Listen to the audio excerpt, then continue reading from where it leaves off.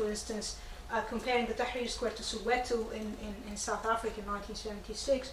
So there has been this interest, and also other scholars describing how this popular uprisings actually spilled over to other African countries, from Cameroon in the west to Zimbabwe in the south. So this was really an interesting moment where this Afro-Arab relations or North Sub-Saharan connections have been actually bridged in a very interesting way, in a way of democratic potentials, in a way of having a common struggle for democratization, for economic and social rights. But I think the failure and the retreat of this movement in almost all countries except for the Tunisian case, which is still very unstable, and also not with very wider regional implication, as was the case in Egypt and Libya, has actually produced kind of disappointing results. Of course, we have, and I think your question is also linked to the last question of nationalism versus regionalism, because yes, there is kind of a nationalist sentiment in a country like Egypt, for instance, all the discourse about Egypt first and so on and so forth. But then you have also, I think, a discourse trying to speak to the region, trying to draw connections, speaking about Egypt's African identity and so on and so forth. So I think, well, I don't think this is related to the second question. The question is, do other countries buy this discourse or not? And then, of course, as we have heard in the comments, we have a long history of relations between Arab countries, especially Egypt, and African countries that have very much affected the perceptions of other African countries, both at the official and the popular level. So, I mean, you hear, in Nile Basin countries, you hear, stories about how Egyptians actually used the Nile water for centuries, creating, unequal, unjust situation, or how Egypt is only African when it is convenient for it to be African. So you have this kind of discourse. Again, I did not do kind of extensive research on perceptions of African countries towards this new foreign policies and new engagement. I think this would be an interesting area of research that people can undertake. For now, it's only from my field visit that I kind of have been listening to just comments on how people actually kind of feel unease about specific involvement, especially when coming to the involvement of religious associations from the Gulf in a number of African countries. But again, I did not study that systematically to say, well, there is kind of a tendency or a perception that is going in this or that direction. Well, you asked me a question that I can only answer. Yeah, anecdotally. So let me cover, the three things that I mentioned. Let me begin with the cartoon. As the cartoon shows, even at the time, there's at least a hint of, condescending, patronizing approach. Egypt, as a modern lady, is going to help Ethiopia in that case.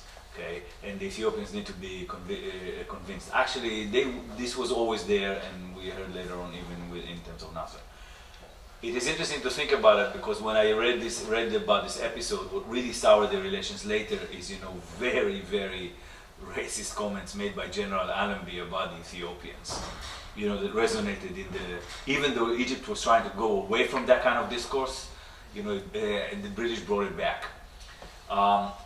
With regards to Israel that I mentioned, the tone yesterday was very clear. We are here to help Africa. And this is something that, Africa always needs help. Okay? Forget about questions of, questions about language and race. The idea is that you need to help Africa. Okay? Africa needs help. Although, what was different as opposed to, the Israeli African golden age, there was one in the 50s. Yes, think about Idi Amin. Parachuting in Tel Aviv and all that. But the point was there, is again, we're aiding them, it's all about agriculture, they need us, they need this, so it's pretty much the same thing. Agriculture, high-tech, and weapons. Okay, high-tech being the new dimension. It's always Africa that needs help. Although, you know, if you want to look for a difference, you know, there was also a hint in the report that, you know, this helps Israel, you know, in its battles in the UN. Okay, so you get another vote. Now with China, that's a big question. It seems to me that first of all, there's not a lot of studies on this topic, and you can assign, you know, all sorts of racialist attitudes on the part of the Chinese, you know, to African nations and African people in general. But that would be too simplistic. It seems to me that right now what we have is like a very, very naked geopolitical, economic interest in the region. You know, China is developing its economy and its industry. It needs minerals. Africa has minerals. We're going to Africa. Okay, that's pretty much it. Clearly, you know, there will be overtones. I was a student in China in the late 80s and in the 90s, and I remember that one of the conflicts that started, that was there, you know, is a conflict between, you know, Chinese students and African students. Being African, there were a lot of African students. There was, China's involvement had its own third world policy at the time. You know, they produced a lot of African students in China. So that. And I say anecdotally, that dimension was always there. I don't know if there were particular studies about that. What I can say is that this eventually will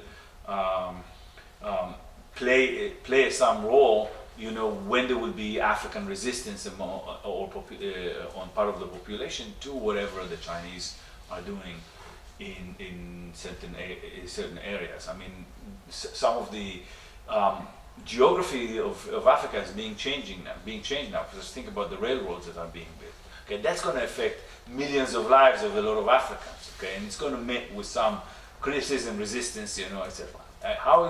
I think that questions of race will surface at that moment when we will begin to interpret, you know, what people are doing, you know, as a reaction to the fact that their economies, their lives, and their landscapes are changing.